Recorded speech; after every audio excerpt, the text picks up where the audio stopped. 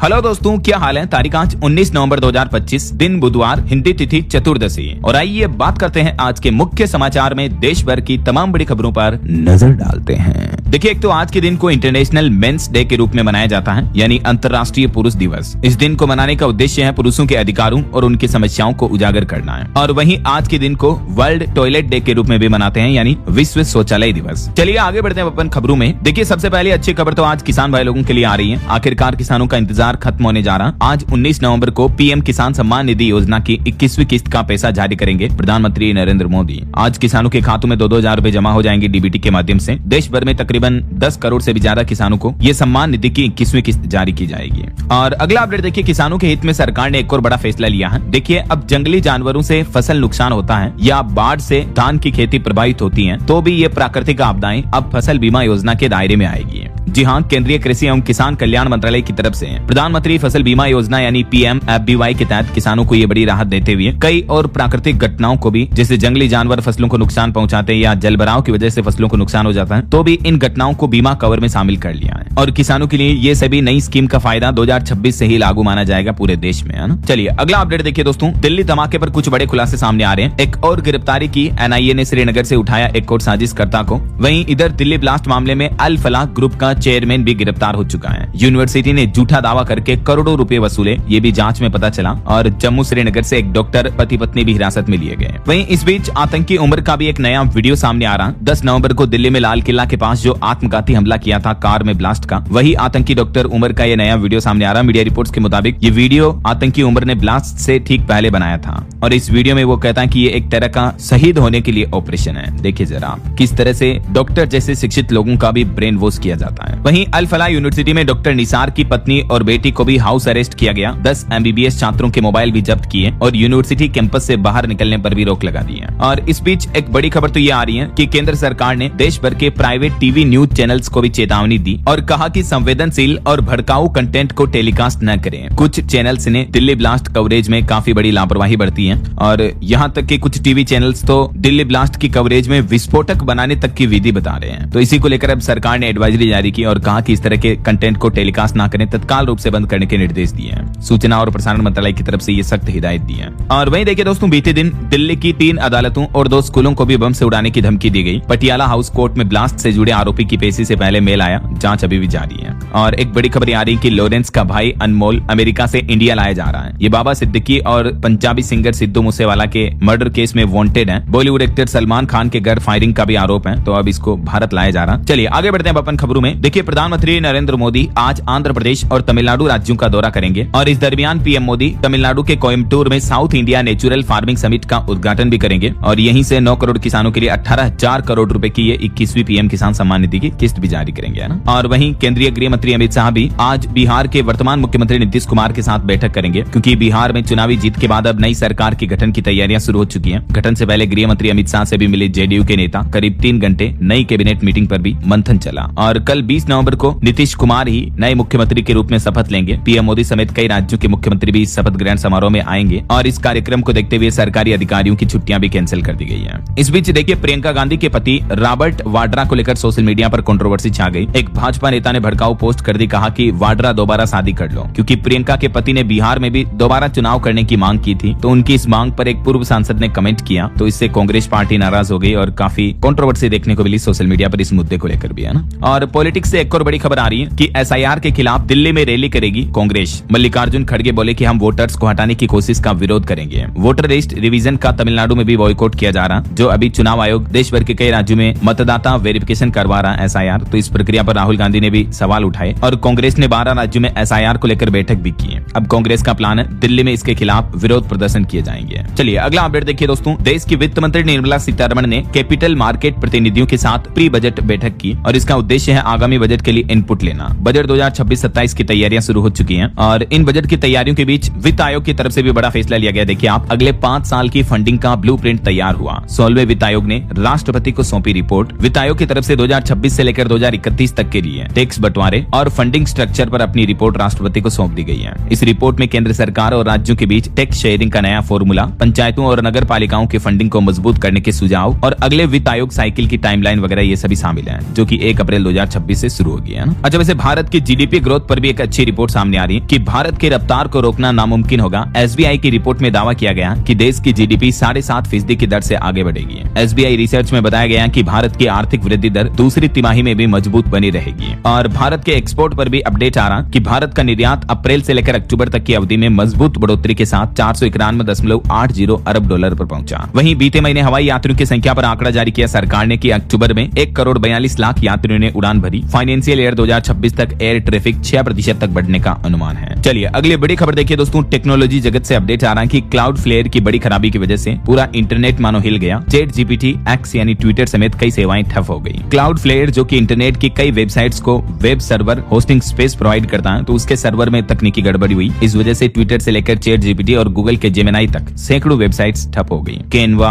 और जीपीटी समेत कई सारे वेबसाइट्स के जो सर्वर क्लाउडफ्लेयर पर बेस्ड है, तो उन सब में ये इंटरनेट सर्वर एरर दिखाई दी है। हालांकि अभी सब कुछ ठीक ठाक है। और वहीं टेक न्यूज से एक और खबर आ रही, चैट जीपीटी ने नया ग्रुप चैट फीचर लॉन्च किया। फिलहाल एशिया के 4 देशों में इसका पहला ट्रायल पास हो चुका है। ग्रुप चैट का मतलब जैसे अभी आप चैट जीपीटी से कुछ भी चैट करते हो, सवाल जवाब करते हो ना, तो अब आप ग्रुप में सवाल जवाब कर पाओगे। जैसे फेसबुक ग्रुप में होता है ना, वैसे ही मल्टीपल यूजर्स एक ही चैट में एक ही साथ क्वेरी कर पाएंगे, रेस्पॉन्स गेट कर पाएंगे, है ना। चलिए अगला अपडेट देखिए दोस्तों, दिल्ली के व्यापारियों को एमसीडी ने बड़ी राहत दी है। पुराने तरीके से फैक्ट्री लाइसेंस का आवेदन करने वालों का पैसा वापस दिया जाएगा और इसके लिए उन्हें निगम के क्षेत्रीय कार्यालय में आवेदन करना होगा। यह नया ऑर्डर जारी कर दिया गया है। और रेल यात्रियों के लिए अच्छी खबर आ रही, भारतीय रेलवे का बड़ा कदम, अब ट्रेन के डिब्बों में यात्रियों को मिलेगी संक्रमण मुक्त हवा। जी हाँ, भारतीय रेलवे अपने यात्रियों के स्वास्थ्य और सुरक्षा को प्राथमिकता देते हुए ट्रेनों में वायरलेस, रोबोटिक, अल्ट्रावायलेट यूवीसी कीटाणु शोधन तकनीक लागू करने की तैयारी कर रहा है। सिंपल साधारण भाषा में बोलूं तो ये टेक्नोलॉजी से ट्रेन कोच डिब्बे के अंदर की जो हवा होगी वो फिल्टर हो जाएगी, जिसमें मतलब किसी तरह के बैक्टीरिया, जर्म्स वगैरह नहीं होंगे, है ना। तो धीरे धीरे सभी रेल के डिब्बों को इस तरह से एयर फ्रेशनर कंटेनर के रूप में अपडेट किया जाएगा। चलिए दोस्तों अगली खबर देखिए, भारत का पहला इलेक्ट्रिक एयर टैक्सी हब बनेगा आंध्र प्रदेश राज्य में। 2 साल में पहली ड्रोन टैक्सी शुरू होगी और इसके लिए सरला एविएशन 1300 करोड़ का निवेश करेगी। ये भारत का पहला giga scale electric air taxi hub बनने जा रहा आंध्र प्रदेश में। इसके लिए आंध्र प्रदेश गवर्नमेंट और राज्य सरकार और इसके बीच एक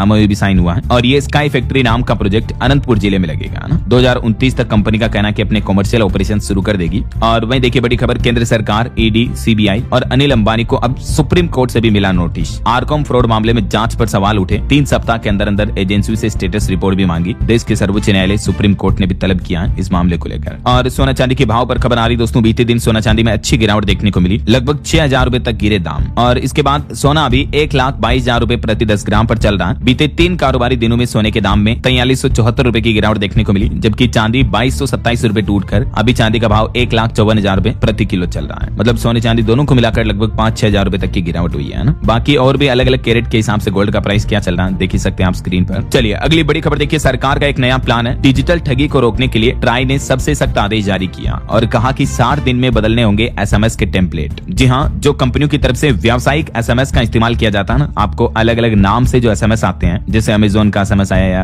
किसी भी कंपनी का, तो ट्राई का कहना कि व्यावसायिक कॉमर्शियल एसएमएस में इस्तेमाल होने वाले सभी वेरिएबल तत्व जैसे लिंक, ऐप, यूआरएल और कॉल बैक नंबर को प्री टैग करना अनिवार्य कर दिया है। ये कदम का उद्देश्य है, आए दिन जो आपको पता होगा डिजिटल फ्रॉड बढ़ रहे हैं, साइबर क्राइम हो रहे हैं, फिशिंग, मॉलवेयर, लिंक वगैरह इस तरह के अपराधों को रोकने के लिए ये बड़ा कदम उठाया गया और सभी कंपनियों को 60 दिन के अंदर अंदर अपने टेम्पलेट को अपडेट करना होगा। तो कुल मिलाकर फर्जी एसएमएस और फ्रॉड रोकने के लिए ट्राई का ये नया नियम है। अब कॉमर्शियल एसएमएस के साथ प्री टैगिंग जरूरी होगी और इस प्री टैगिंग में कंपनियों को अपनी ये आइडेंटिटी जो है ना वो एसएमएस के अंदर ही दिखानी होगी, समझ रहे हो। तो ये ट्राई की तरफ से बहुत ही अच्छी पहल है। चलिए अगला अपडेट देखिए दोस्तों, राम मंदिर के शिखर पर 25 नवंबर को होगा ध्वजारोहण। प्रधानमंत्री नरेंद्र मोदी फहराएंगे धर्म ध्वजा और इस ध्वजारोहण से पहले बीते दिन राम मंदिर प्रशासन ट्रस्ट की तरफ से ये ध्वज फहराने का ट्रायल भी किया गया और ट्रायल सफल रहा। मंदिर प्रशासन ने इसका वीडियो भी जारी किया। सीएम योगी बोले कि अयोध्या की सफाई ठीक करें, ध्वजारोहण में आने वाले मेहमानों को कोई दिक्कत न होने पाए। बीते दिन सीएम योगी भी अयोध्या का दौरा किए, उन्होंने रामलला की आरती भी उतारी। ये तस्वीरें आप देख सकते हैं। तो 25 नवंबर को प्रधानमंत्री नरेंद्र मोदी भी अयोध्या जाएंगे और यहाँ राम मंदिर के शिखर पर ध्वजारोहण करेंगे। मोहन भागवत भी आएंगे, आरएसएस प्रमुख। इसके अलावा भी बॉलीवुड एक्टर अमिताभ बच्चन, क्रिकेटर सचिन तेंदुलकर समेत कई हस्तियों को न्योता दिया गया। हालांकि आम लोगों की एंट्री नहीं होगी इस दिन और ध्वजारोहण का समय रहेगा 12 से 12:30 के बीच अभिजीत मुहूर्त में। ये इस तरह से राम मंदिर के शिखर पर ध्वज फहराया जाएगा और मंदिर प्रशासन का कहना कि राम मंदिर के शिखर पर ध्वज फहराने के बाद मंदिर का कार्य संपूर्ण माना जाएगा, है ना। चलिए अगला अपडेट देखिए दोस्तों, Bollywood actress Urvashi Rautela global superstar ने जीता ग्लोबल ग्लोबल फैशन आइकॉन 2025 का खिताब। करंट अफेयर्स के हिसाब से इंपोर्टेंट है, ध्यान में रखिएगा। और इसके अलावा 90वें नई दिल्ली फिल्म फेस्टिवल के अवार्ड की भी घोषणा हो चुकी है। NDFF 2026 की आधिकारिक नामांकन सूची घोषित हुई। 36 देशों से 149 फिल्में और 12 स्क्रीन प्ले चयनित की गई। वहीं देखिए बीते दिन अल्मोड़ा के कांडपाल को भी देश के राष्ट्रपति ने दिया राष्ट्रीय जल पुरस्कार और ये सम्मान पाने वाले राज्य के पहले व्यक्ति बन चुके हैं। जल स्रोतों को फिर से जिंदा किया। उत्तराखंड के अल्मोड़ा के ये शख्स को जल पुरस्कार मिला है। वैसे देश भर के राज्यों में जल पुरस्कार के मामले में यूपी राज्य अव्वल रहा। योगी सरकार की नीतियों का उत्कृष्ट परिणाम देखने को मिला। छठे राष्ट्रीय जल पुरस्कार में उत्तर प्रदेश का दबदबा रहा। चलिए अगली बड़ी खबर देखिए। रूस से तेल खरीदकर दूसरे देशों को बेचा तो लगेगा 500% तक का टैरिफ। अब अमेरिका में इस नए मुद्दे को लेकर भी बिल पेश किया गया है। रूस यूक्रेन युद्ध को लेकर अमेरिकी राष्ट्रपति डोनाल्ड ट्रंप ने दुनिया भर के देशों को सख्त चेतावनी दी और कहा कि रूस से व्यापार करने वाले देशों पर हम कड़े प्रतिबंध लगाएंगे। और इसको लेकर अमेरिकी संसद सीनेट में एक विधेयक भी पेश किया गया है जिसमें रूसी तेल की दोबारा खरीद पर 500% तक टैरिफ लगाने का प्रस्ताव शामिल किया है। ट्रंप प्रशासन ने भारत पर पहले ही 50% टैरिफ लगाया हुआ है और उनका यह भी मानना है कि रूसी ऊर्जा खरीदकर पुतिन की मदद करने वाले देशों पर टैरिफ लगाना ही अंतिम हथियार होगा। यही वजह है कि अमेरिका सरकार ने यह नया विधेयक कानून भी पारित किया है। चलिए अगला अपडेट देखिए दोस्तों। अब हमारे देश में केवल ई पासपोर्ट ही बनेंगे। इमिग्रेशन काउंटर पर नहीं लगानी पड़ेगी लाइन। पासपोर्ट जो कि विदेश यात्रा या भारत की नागरिकता पहचान के लिए एक महत्वपूर्ण डॉक्यूमेंट है, उसको अब सरकार अपडेट करने जा रही है। वैसे ई पासपोर्ट कुछ राज्यों में ट्रायल के तौर पर पहले भी चल रहे थे, लेकिन अब सरकार ई पासपोर्ट को बढ़ावा दे रही है जिसमें RFID चिप से बायोमेट्रिक डेटा भी सुरक्षित रहता है। तो इससे आपको एयरपोर्ट पर इमिग्रेशन वगैरह में कम समय लगेगा, फर्जीवाड़ा रुकेगा। सरकार ने डेटा में बताया कि इसी साल मई से लेकर अब तक 80 लाख ई पासपोर्ट जारी हुए हैं। हालांकि पुराने पासपोर्ट भी एक्सपायरी तक मान्य रहेंगे, लेकिन अब जो नए पासपोर्ट बनाएंगे उन व्यक्तियों को केवल ई पासपोर्ट ही दिए जाएंगे। और ई पासपोर्ट में कई तरह के एडवांस फीचर भी होंगे, जैसे पासपोर्ट एक्सपायर होने के 8 महीने पहले SMS अलर्ट भी मिल जाएगा वगैरह वगैरह है ना। और भी इसमें आपको कई तरह के एडवांस सिक्योरिटी फीचर भी देखने को मिलेंगे जिनकी डिटेल्स आप देख सकते हैं। चलिए अगला अपडेट देखिए। अभी एक दिन पहले जो आपको पता होगा सऊदी अरब के मक्का मदीना हाईवे पर जो हादसा हुआ था अग्निकांड का, तो उस पर खबर आ रही कि सऊदी में ही दफनाए जाएंगे 45 भारतीयों के शव। मुआवजा मिलना भी मुश्किल दिख रहा है। बस और टैंकर की भिड़ंत में इन 45 लोगों की मौत हुई थी जो उम्रा के लिए जा रहे थे। तो फिलहाल सऊदी सरकार ने फैसला लिया, इन लोगों के शवों को भारत नहीं भेजा जाएगा बल्कि सऊदी में ही दफनाया जाएगा। और वहीं हमारे देश में एजुकेशन लेवल शिक्षा से जुड़ा एक वीडियो सामने आ रहा। देखिए आप, ये छत्तीसगढ़ राज्य के एक इंग्लिश टीचर का वीडियो है जो गलत अंग्रेजी पढ़ा रहा है और इनका वीडियो सोशल मीडिया पर काफी वायरल हो गया। NOSE नोज की स्पेलिंग को NOGE लिखा है और बोल रहा है कि नोज। हालांकि शिक्षा विभाग ने वीडियो वायरल होते टीचर को निलंबित कर दिया, सस्पेंड कर दिया। और विडंबना देखिए, इस स्कूल में 2 ही टीचर हैं, एक तो गलत पढ़ाने वाला और दूसरा है जो शराबी है। मतलब देखिए ये सरकारी टीचर है, जरा सोचिए आप, पता नहीं इनको नौकरी कैसे लग गई। ये नोज की स्पेलिंग, कान की स्पेलिंग EARE, आंख की स्पेलिंग IEY। और बाकायदा ये टीचर का वीडियो वायरल हो रहा है सोशल मीडिया पर। आप ये वीडियो भी देख सकते हो सकता है आपने कहीं देखा भी होगा वीडियो। मतलब क्या ही कहोगे दोस्तों आप इस तरह के टीचर के बारे में। ये सप्ताह के नाम लिखे हुए, इनकी स्पेलिंग भी देखो आप, संडे, मंडे, ट्यूसडे, सैटरडे। हे भगवान, ये ऐसे टीचर भारत के बच्चों को, भारत के भविष्य को पढ़ा रहे हैं। जरा सोचिए आप, सरकार को जरूर हमारे एजुकेशन सिस्टम को और बेहतर करने पर ध्यान देना चाहिए। और फिलहाल देखिए अगला update. Bollywood director SS Rajamouli पर FIR दर्ज हुई। हिंदुओं की भावनाओं को आहत करने का आरोप लगा इन पर। वाराणसी के लॉन्च में भगवान हनुमान पर इन्होंने एक टिप्पणी की थी। वहीं देखिए किसानों के विरोध पर बड़ी खबर आ रही है। मध्य प्रदेश में तमिलनाडु के 225 किसानों को ट्रेन से उतार दिया और फिर नर्मदापुरम इटारसी स्टेशन पर किसानों ने कपड़े खोलकर प्रदर्शन भी किया। 2.5 घंटे तक खड़ी रही GT एक्सप्रेस भी, क्योंकि पुलिस को पता चला कि ये किसान भाई लोग चेन्नई से नई दिल्ली प्रदर्शन के लिए जा रहे थे। तो पुलिस ने बीच में ही ट्रेन को रुकवाया और इन किसानों को नीचे उतार दिया। वैसे ये किसान भाई लोग अपनी इन 6 सूत्रीय मांगों को लेकर दिल्ली जा रहे थे। देख सकते हैं आप किसानों की क्या क्या कुछ प्रमुख मांगे हैं। और वहीं किसान भाई लोग अपनी खेती से कितने मजबूर हैं दोस्तों, इस पर भी एक चौंकाने वाली रिपोर्ट सामने आ रही है कि सिर्फ महाराष्ट्र मराठावाड़ा में ही बीते 10 महीनों में तकरीबन 900 किसानों ने अपनी जीवन लीला समाप्त कर ली। यह आंकड़ा वाकई में हैरान करने वाला है, क्योंकि दोस्तों इन किसानों की फसलें बाढ़ या बारिश वगैरह की वजह से नुकसान में चली गई थी। इस वजह से मई से लेकर अक्टूबर के बीच भी 537 किसानों ने अपनी जान ली। और ये तो सिर्फ एक राज्य के एक जगह का आंकड़ा है, महाराष्ट्र के मराठावाड़ा का। अब जरा सोचिए देश भर के सभी राज्यों में ये आंकड़ा कितना बड़ा और गंभीर होगा। तो सरकारों को अन्नदाता किसानों के लिए हित में जरूर ध्यान देना चाहिए, सोचना चाहिए और नुकसान पर तुरंत मुआवजा देना चाहिए। राइट, वैसे सरकारी मुआवजे के लिए घोषणाएं करती हैं, लेकिन कई बार ये घोषणाएं केवल माइक में अनाउंसमेंट तक ही रह जाती हैं या कई बार केवल कागजों में सिमट कर रह जाती हैं। किसानों तक असली और वैल्यूएबल फायदा नहीं पहुंच पाता है। मैं तो आए दिन इस तरह के मुद्दों को मेन स्ट्रीम मीडिया में उठाता रहता हूं ताकि सरकार तक, सरकार के कानून तक देश के किसानों की, युवा, बेरोजगारों की, गरीबों की आवाज पहुंचे। राइट, मैं तो कहता हूं हर न्यूज चैनल वालों को इस तरह के मुद्दे उठाने चाहिए। सही है कि नहीं? क्या आप भी मेरी बात से सहमत हो या नहीं दोस्तों? बताओ जरा मुझे नीचे कमेंट करके। अगर आप सहमत हैं तो नीचे कमेंट में यस DLS भाई लिख दीजिएगा और अगर नहीं है तो नो लिख दीजिए। लेकिन आप सहमत नहीं भी होंगे तो भी मैं तो आए दिन इस तरह के मुद्दे उठाता रहूंगा, क्योंकि यही है असली पत्रकारिता। चलिए फिलहाल अपन आगे बढ़ते हैं खबरों में। अभी तो कुछ और महत्वपूर्ण और काम की खबरें देखेंगे दोस्तों, लेकिन उससे पहले आज के कुछ मौसम अपडेट पर नजर डाल डाल लेते हैं। तो देखिए देश के कई राज्यों में ठंड इतनी तेज पड़ रही है कि राजस्थान के माउंट आबू में तो पारा 0 डिग्री पहुंच चुका है। उत्तराखंड बद्रीनाथ में भी झील जड़ने जमने लग गए। मध्य प्रदेश के भी 26 जिलों में शीतलहर का अलर्ट है। कई जिलों में स्कूलों की टाइमिंग भी बदली गई। पहाड़ी इलाकों से आ रही बर्फीली हवाओं की वजह से पूरा उत्तर भारत ठिठुर रहा है। दिल्ली, बिहार, मध्य प्रदेश, राजस्थान समेत कई राज्यों में तापमान तेजी से लुढ़क रहा है और कड़ाके की ठंड अभी और बढ़ेगी, मौसम विभाग ने अपनी चेतावनी में बताया। इसके अलावा बंगाल की खाड़ी में एक नया निम्न दबाव का क्षेत्र बन रहा है, जिस वजह से अगला तूफान आ सकता है और दक्षिण भारत के राज्यों में खतरा और बढ़ेगा। भारी बारिश वगैरह की भी चेतावनी है। बाकी मध्य भारत और मैदानी इलाकों वाले राज्यों की कुछ अपडेट देखिए आप। मध्य प्रदेश में कड़ाके की सर्दी पड़ रही है। कई जिलों का तापमान 5 डिग्री से भी नीचे पहुंचेगा। 11 जिलों में स्कूल की टाइमिंग बदली गई। आधे मध्य प्रदेश में तो आज भी कोल्ड वेव का अलर्ट है।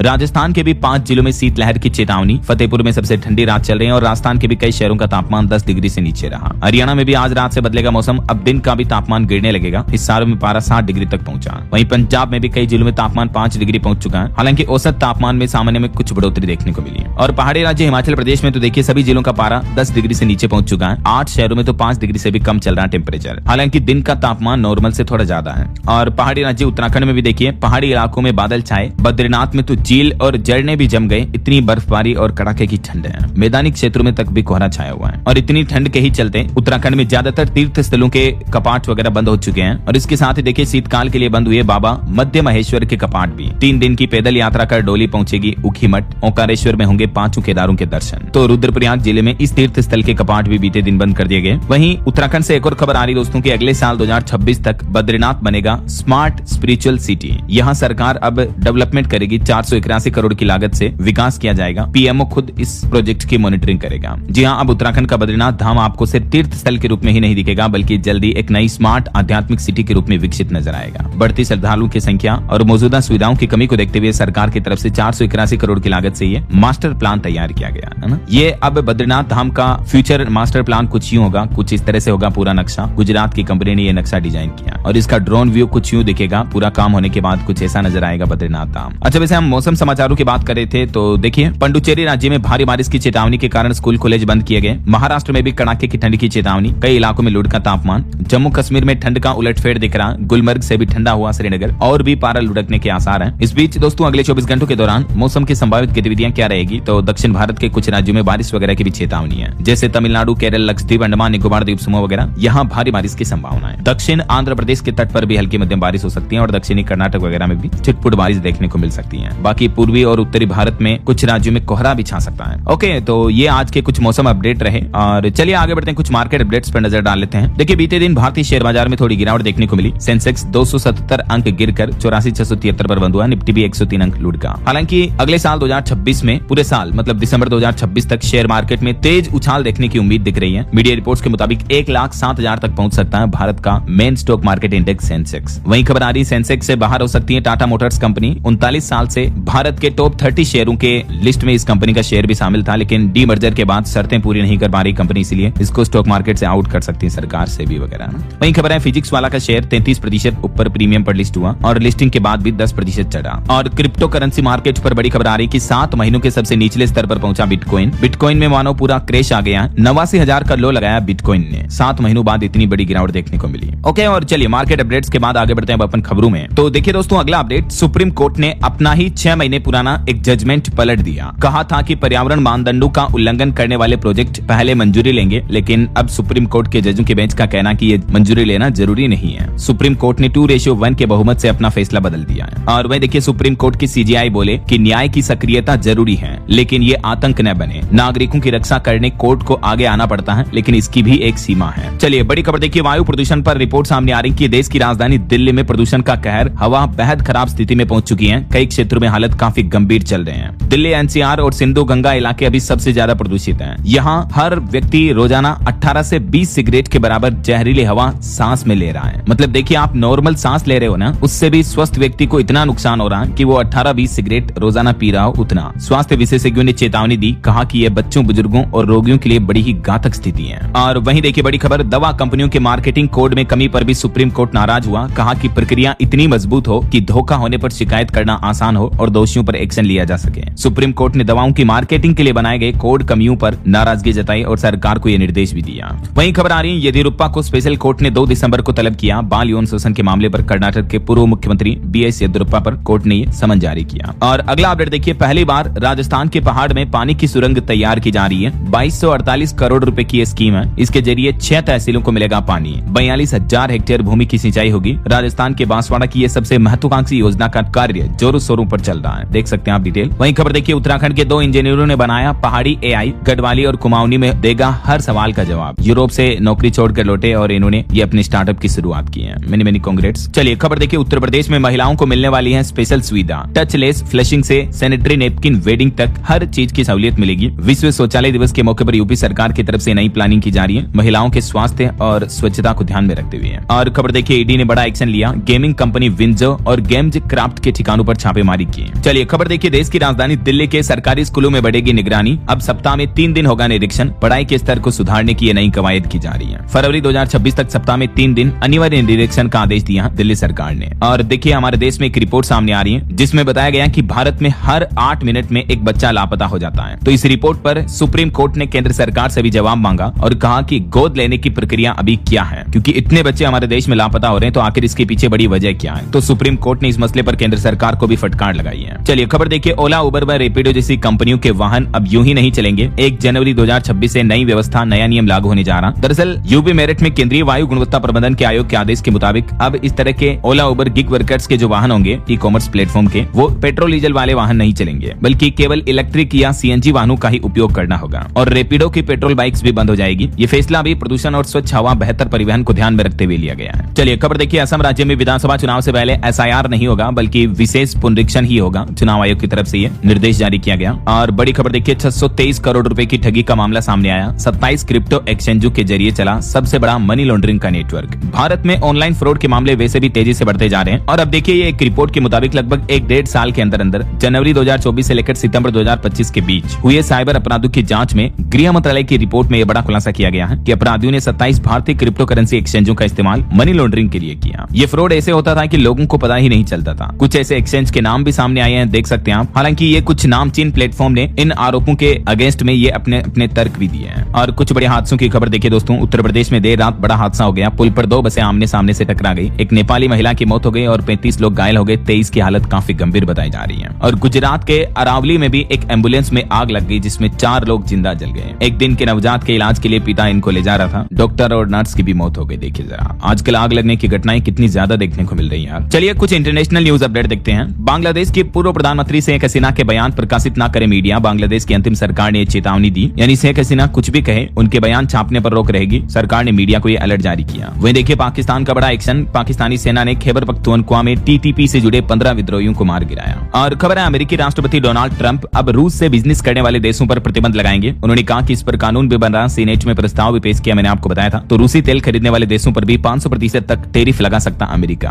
वहीं इधर ताइवान को लेकर चीन जापान के बीच भी भारी तनाव देखा जा रहा। जापानी PM बोले कि हमला हुआ तो सेना भेजेंगे। चीनी राजदूत भी बोले कि दखल देने वालों की गर्दन काट देंगे। हालांकि अमेरिकी संसद में भारत से रिश्तों को लेकर एक अहम प्रस्ताव देखने को मिला है। डेमोक्रेट रिपब्लिकन सांसदों ने भी ये मांग की और भारत के सिद्धांत जैसे आतंकवाद से निपटने और साइबर खतरों को लेकर उभरती प्रौद्योगिकी यानी टेक्नोलॉजी तक सपोर्ट करने को लेकर अमेरिका और भारत दोनों ने सहमति जताई है। और एक अच्छी रिपोर्ट सामने आ रही है कि भारत और अमेरिका के बीच जल्द ही ट्रेड डील व्यापार समझौता भी हो सकता है, क्योंकि ट्रंप प्रशासन के शीर्ष अधिकारियों ने यह दावा किया। अभी 1 दिन पहले भी भारत अमेरिका के बीच LPG आयात वगैरह को लेकर डील हुई थी, मैंने आपको बताया था अपडेट। इधर हमारे देश के वाणिज्य मंत्री पीयूष गोयल का भी कहना है कि भारत अमेरिका व्यापार समझौते पर जल्द मिलेगी अच्छी खबर। पीयूष गोयल बोले कि किसानों और मछुआरों के हित हमारी प्राथमिकता में रहेंगे। पीयूष गोयल ने कहा कि परिवारों में भी कभी कभी थोड़ी बहुत नोकझोंक तो होती रहती है। भारत अमेरिका के संबंधों पर पीयूष गोयल का यह बयान देखने को मिला। और भारत EU FTA पर भी बातचीत आखिरी दौर में चल रही है। आने वाले महीनों में ये व्यापार समझौता भी हो सकता है, ये भी कहना है पीयूष गोयल का, है ना। वहीं देखिए, हमारे विदेश मंत्री डॉक्टर एस जयशंकर ने रूसी राष्ट्रपति व्लादिमीर पुतिन से मुलाकात की। SCO बैठक में आतंकवाद पर शून्य सहिष्णुता पर आह्वान हुआ। पुतिन की भारत यात्रा से पहले मॉस्को पहुंचे हैं अभी जयशंकर। उन्होंने कहा कि विश्व के हित में दोनों देशों का विकास होना चाहिए। और वहीं खबर है, भारत साल 2026 में ग्लोबल बिग कैट शिखर सम्मेलन की मेजबानी करेगा। केंद्रीय मंत्री भूपेंद्र यादव का यह कहना है। चलिए मोबाइल फोन लॉन्चिंग पर खबर आ रही है। Oppo find X9 smartphone series launch हुई। कीमत 74,999 से शुरू है। वहीं खेल जगत से अच्छी खबर देखिए, मध्य प्रदेश इंदौर की महिला बॉडी बिल्डर ने जीता गोल्ड मेडल। वंदना ने इंडोनेशिया में रचा इतिहास। 55+ कैटेगरी में पहला स्थान हासिल किया और ये भारत की इकलौती खिलाड़ी रही है। मेनी कांग्रेट्स वंदना ठाकुर को। और एक अच्छी खबर यह है कि 5 भारतीय वर्ल्ड बॉक्सिंग कप के फाइनल में पहुंचे। अरुंधति ने 3 बार के मेडलिस्ट को भी हराया। नक्सलवाद पर बड़ी खबर आ रही दोस्तों, 26 घातक हमलों का मास्टरमाइंड टॉप नक्सली कमांडर मुठभेड़ में मारा गया। 1 करोड़ का इनाम घोषित था इस पर। इसकी पत्नी भी मारी गई, तस्वीरें सामने आई। गृह मंत्री अमित शाह ने अभी कुछ ही दिनों पहले इस नक्सली हिडम्बा की डेडलाइन तय की थी और उस डेडलाइन से 12 दिन पहले इसको मार गिराया। 76 सीआरपीएफ जवानों की हत्या का मास्टरमाइंड था ये, मतलब 76 हमारी भारतीय सेना के जवानों को इसने मार गिराया था।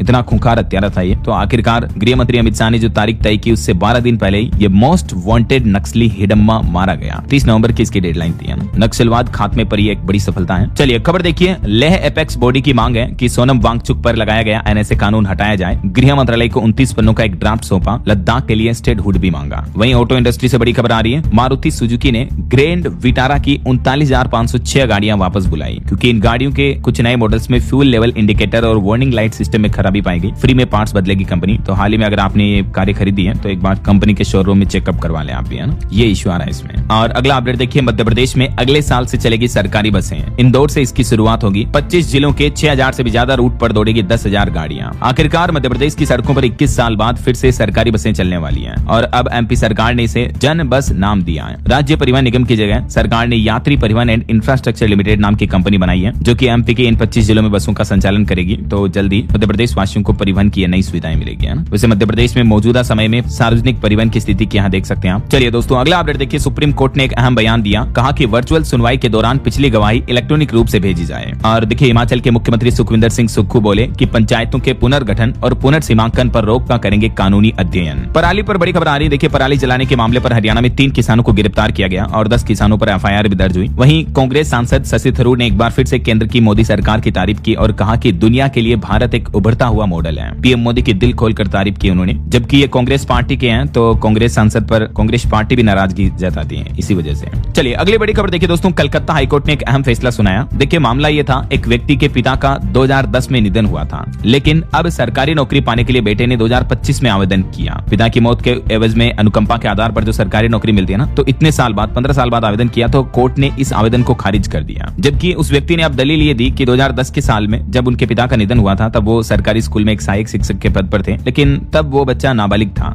और अब वो बड़ा हो गया तो अब उन्होंने अनुकंपा के आधार पर नौकरी का आवेदन किया। लेकिन हाईकोर्ट ने बयान क्या दिया इस अपील को खारिज करते हुए, कहा कि मृतक के वारिस के वयस्क होने पर रिक्तियों में आरक्षण का कोई प्रावधान नहीं है और हाईकोर्ट ने यह दावा भी खारिज कर दिया। देखिए जरा आप। चलिए खबर देखिए, दिल्ली दंगे राष्ट्र की संप्रभुता पर एक हमला है। सुप्रीम कोर्ट में दिल्ली पुलिस ने भी कहा कि यह घटना सुनियोजित थी। वहीं खबर आ रही, भारत की मेट्रो रफ्तार रिकॉर्ड स्तर पर आगे बढ़ रही है। केंद्रीय मंत्री मनोहर लाल खट्टर बोले कि 2 से 3 साल में मेट्रो डेवलपमेंट में अमेरिका को भी पीछे छोड़ देगा भारत। खबर है पश्चिम बंगाल में देखिए, सीपीआईएम शुरू करेगी बांग्ला बचाओ यात्रा। राजनीतिक जमीन वापस पाने की कोशिश है। निशाने पर है भाजपा और टीएमसीपी। वहीं अभी एक दिन पहले जो सऊदी में बस अग्निकांड का हादसा हुआ था उसमें नमाज ए जनाजा के लिए रवाना होंगे मृतकों के करीब 50 परिजन। खाड़ी देश पहुंची तेलंगाना सरकार की टीम भी। और एक अच्छी रिपोर्ट सामने आ रही कि चीनी उत्पादन में हमारे देश ने पकड़ी रफ्तार। 15 नवंबर तक 10.5 लाख टन चीनी का उत्पादन हुआ। पेराई और रिकवरी दोनों में सुधार दिखा है। वहीं देखिए इलेक्शन कमीशन का नया प्लान है। फर्जी मतदाताओं की पहचान के लिए अब एआई यानी आर्टिफिशियल इंटेलिजेंस का इस्तेमाल करेगा चुनाव आयोग और पश्चिम बंगाल से ही इसकी शुरुआत होने जा रही है। और वहीं देखिए सुप्रीम कोर्ट ने राज्य बार काउंसिल चुनावों की निगरानी के लिए भी एक समिति गठित की। 31 जनवरी से 30 अप्रैल 2026 तक चुनाव कराए जाए, ये निर्देश भी जारी किया सुप्रीम कोर्ट ने।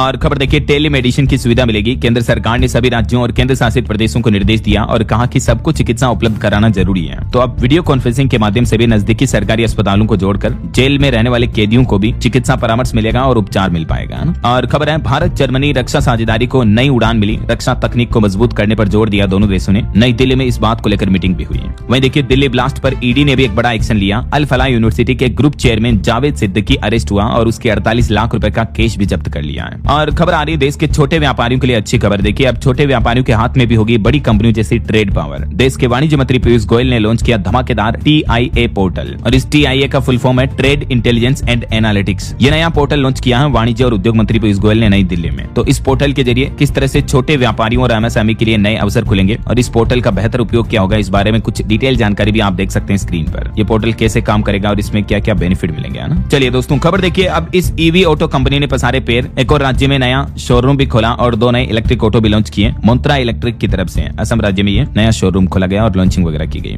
वहीं सीमेंट कंपनी के लिए अच्छी खबर है। रेलवे ने बदल बदल दिया माल ढुलाई से जुड़ा एक बड़ा नियम। इंडियन रेलवे की तरफ से फैसला लिया गया, अब माल ढुलाई का जो किराया होगा प्रति टन प्रति किलोमीटर 90 पैसे की फ्लैट दर लागू होगी। इससे सीमेंट उद्योग कारोबारियों को बड़ी राहत मिलेगी। पूरे देश में एक ही तरह का किराया होगा माल ढुलाई को लेकर सीमेंट बिजनेस में। ये रेलवे ने मालगाड़ी को लेकर नया आदेश जारी किया। चलिए अगली बड़ी खबर देखिए दोस्तों, एक केस का मामला है जिसमें एक पत्नी ने बैंक लोन का पैसा नहीं चुकाया तो बैंक ने उस पत्नी के पति की पेंशन काट ली, तो अब उल्टा बैंक को देने पड़ेंगे 5 लाख रुपए। जी हाँ, उड़ीसा हाईकोर्ट की तरफ से ये एक अहम फैसला सुनाया गया और हाईकोर्ट ने कहा कि इस तरह का अधिकार बैंकों को नहीं है। बैंकों की मनमानी पर रोक लगाने को लेकर ये नया ऑर्डर जारी किया हाईकोर्ट ने, देख सकते हैं आप। वहीं देखिए म्यूचुअल फंड्स का आईपीओ में बड़ा दांव, बीते महीने अक्टूबर में 13,500 करोड़ रुपए आईपीओ में इन्वेस्ट किए म्यूचुअल फंड्स ने। और एक अच्छी खबर आ रही कि देश में इस साल गेहूं का बम्पर प्रोडक्शन होगा। बुआई के आंकड़ों से भी जगी उम्मीद और सरकार की तरफ से आंकड़े भी जारी किए गए। पिछले साल की तुलना में 5% ज्यादा बुआई हुई है इस बार। वहीं खबर है अमेरिका ने 200 और भारतीयों को डिपोर्ट किया। अनमोल बिश्नोई के अलावा 198 अवैध प्रवासी भी इसमें शामिल हैं। चलिए अगली बड़ी अच्छी खबर देखिए, स्पेस की दौड़ में भारत की दहाड़, अगले 10 साल में 8 से 45 अरब डॉलर तक होगी भारत की स्टार्टअप स्पेस इकोनॉमी। दुनिया मानेगी भारत का लोहा, ये रिपोर्ट सामने आ रही। और जलवायु परिवर्तन पर एक चौंकाने वाली खबर देखिए दोस्तों, 70% आबादी तपिश और सूखे से बेहाल है। 19,000 भारतीयों का चल का दर्द। जलवायु परिवर्तन यानी क्लाइमेट चेंज के ये गंभीर हालात देखने को मिल रहे हैं अभी। येल कार्यक्रम की तरफ से नई रिपोर्ट में बड़ा खुलासा सामने आया। सबसे ज्यादा असर उत्तर प्रदेश, राजस्थान, हरियाणा, उड़ीसा वगैरह में देखने को मिल रहा है। वहीं देखिए 69 लाख पेंशनर्स के लिए खुशखबरी, 8वें वेतन आयोग पर सरकार ने बड़ा दिल दिखाया और एक कंफ्यूजन दूर कर दिया। दरअसल हाल ही में जो 3 नवंबर को सरकार ने एक वेतन आयोग को लेकर ऑर्डर जारी किया था, तब से इस बात को लेकर कंफ्यूजन था कि पेंशनर्स को आयोग की सिफारिशों का लाभ नहीं मिलेगा, ठीक है। लेकिन अब सरकार ने इस पर अपना रुख स्पष्ट कर दिया है और इसको लेकर पीआईबी फैक्ट चेक की तरफ से भी मीडिया में वायरल हो रही खबरों का खंडन किया गया और कहा कि यह दावा पूरी तरह से भ्रामक है। सरकार का ऐसा कोई प्लान नहीं है। फिलहाल पेंशनर्स के लिए क्या नियम है और क्यों पैदा हुआ ये भ्रम, इस बाबत जानकारी भी आप देख सकते हैं स्क्रीन पर। चलिए खबर देखिए, पहली बुलेट ट्रेन गुजरात के सूरत और वापी के बीच चलेगी। रेलवे मंत्री अश्विनी वैष्णव बोले कि 100 किलोमीटर का कॉरिडोर 2027 में चालू होगा।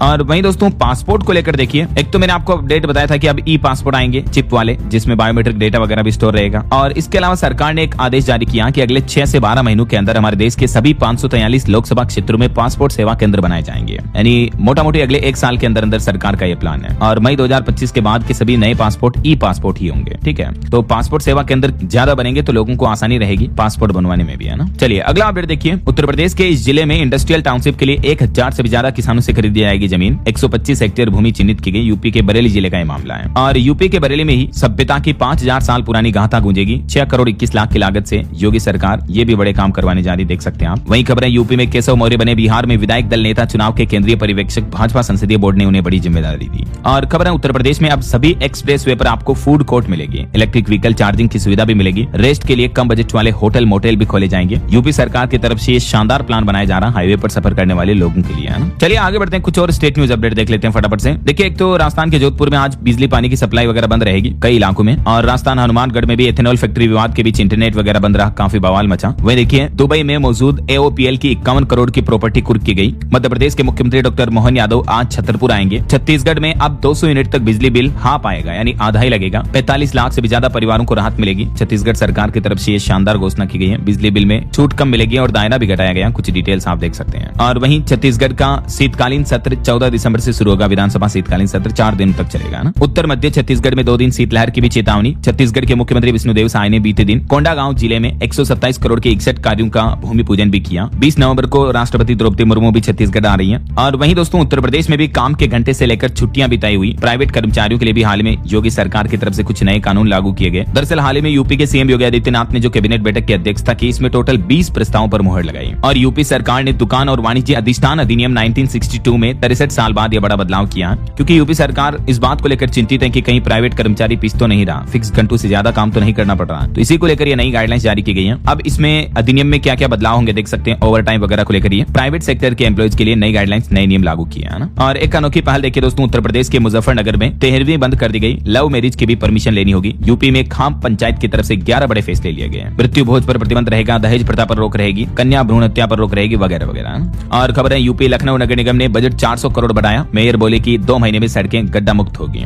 मुख्यमंत्री योगी आदित्यनाथ ने भी सख्त चेतावनी दी, कहा कि अगर लूट की तो अगले दिन लंगड़ाते हुए मिलोगे, अपराध कतई बर्दाश्त नहीं करेंगे। वहीं झारखंड में मौसम पिछले 24 घंटों से शुष्क है। 21 नवंबर तक कोहरे के साथ ठंड और तेज पड़ेगी। और झारखंड में कामकाजी महिलाओं के लिए बनेगा 500 बेड का हॉस्टल भी। रांची, हजारीबाग समेत इन जिलों में शुरुआत होने जा रही है। वहीं हरियाणा राज्य को दिल्ली में मिला राष्ट्रीय जल पुरस्कार, देश में 3रा स्थान रहा। और हरियाणा शिक्षा विभाग में अब मुख्यालय में पास होगा लोन भी, ये नई पहल की जा रही है। हिमाचल के सीएम सुक्खू बोले कि सड़कें बहाल होने पर ही पंचायत चुनाव होंगे और हिमाचल को मिलेगा ओस्टियोपैथी विश्वविद्यालय भी। कांगड़ा के कैलाश आश्रम में शीतला मंदिर के उद्घाटन पर श्री श्री रविशंकर ने बड़ी घोषणा की है। चलिए दोस्तों, स्टेट न्यूज के बाद कुछ और इंपोर्टेंट अपडेट्स देख लेते हैं फटाफट से। देखिए, आधार कार्ड पर होगा सिर्फ फोटो और QR कोड ही, नाम, पता, उम्र वगैरह इस तरह की डिटेल्स को हटाने पर विचार कर रहा उदय। 2026 में आधार कार्ड में आपको ये बड़ा बदलाव देखने को मिल सकता है। और वहीं देखिए, कलकत्ता पुलिस में बड़ा फेरबदल हुआ, 21 थाना प्रभारियों का तबादला किया गया। एक चौंकाने वाली रिपोर्ट सामने आ रही, भारत पर सबसे बड़े खतरे की घंटी। लेसेंट की रिपोर्ट में खुलासा हुआ कि 83% भारतीय रोगियों पर सबसे बड़ा संकट मंडरा रहा है। जी हाँ, लेसेंट ई क्लिनिकल मेडिसिन जर्नल में छपी रिपोर्ट के मुताबिक 83% भारतीय लोग जो हैं उनमें एक गंभीर खतरा मंडरा रहा है। और वो खतरा है दोस्तों MDRO का।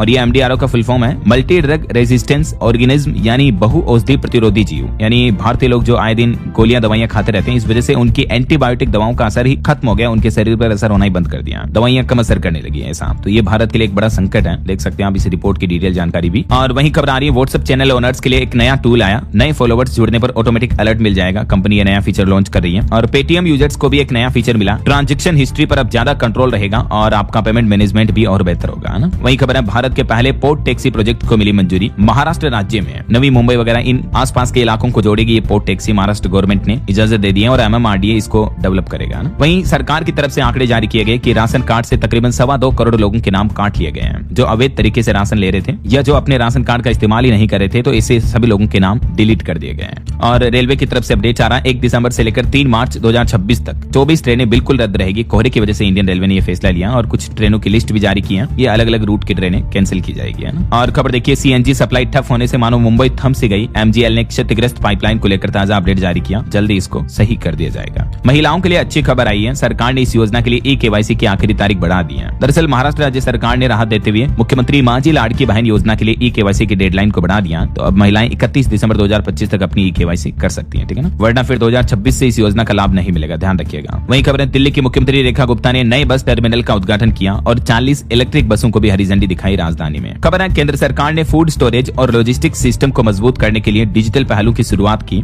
वहीं भारत जर्मनी रणनीतिक साझेदारी के 25 साल पूरे होने के मौके पर रक्षा सहयोग मजबूत करने पर फोकस रहा। और प्रधानमंत्री नरेंद्र मोदी ने लेखक बर्जिस देसाई से मुलाकात की, मोदी मिशन बुक की एक प्रति भी प्राप्त की।